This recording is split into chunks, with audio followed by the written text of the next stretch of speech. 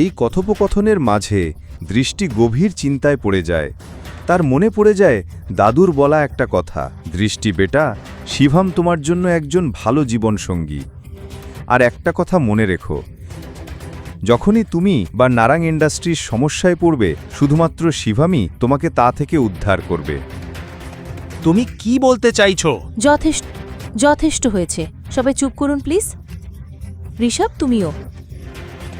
এবং ভুলে যেও না, আমি এখনও এই কোম্পানির বস।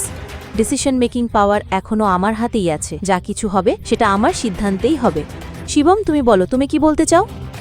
আসো শিবম, এখানে বসো।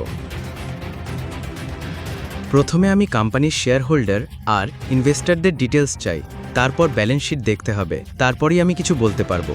দৃষ্টি, এটা তো একটু বেশি হয়ে যাচ্ছে। এভাবে আমরা যাকে তাকে আমাদের কোম্পানির ডিটেলস দিতে পারি না।